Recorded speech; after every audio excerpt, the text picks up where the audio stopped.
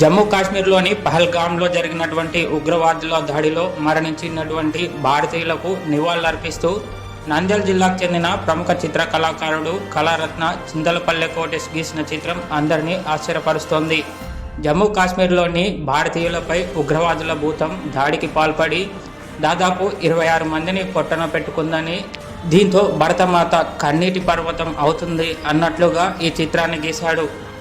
జమ్మూ కాశ్మీర్లోని పహల్గామ్లో ఉగ్రవాద భూతం నరమేధం సృష్టించిందని, అమాయకులైన 26 మంది భారతీయులను పొట్టన పెట్టుకుందని, దీనికి ప్రతీకార చర్యగా ఉగ్రవాద భూతాన్ని అంతం చేసే వరకు నిరంతరం భారతీయులు పోరాడాలని, ఇందుకు గుర్తుగానే ఈ చిత్రాన్ని గీసినట్లు ప్రముఖ చిత్ర కళాకారుడు చింతలపల్లె కోటేష్ తెలిపాడు. కాశ్మీర్లో మరొకసారి ఉగ్రవాద భూతం విరుచుకుపడ్డది. 28 భారతీయులు ప్రాణాలు కోల్పోయారు. ఉగ్రవాదం ఒక్కసారిగా తుపాకులతో విరుచుకుపడ్డది. సందడికి ఉన్న ఆ ప్రాంతం ఆర్తనాదంతో దద్దరిల్లింది. ఉగ్రవాదులు అతి సమీపం నుంచి తూటాల వర్షం కురిపించారు. 28 మంది పర్యాటకులు ప్రాణాలు కోల్పోయారు.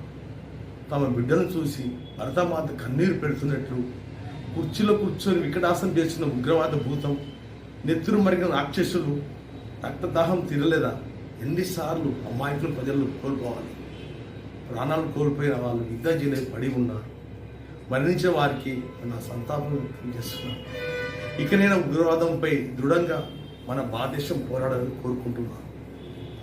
వాళ్లకు నా చిత్ర నివాళులు అర్పిస్తున్నాను.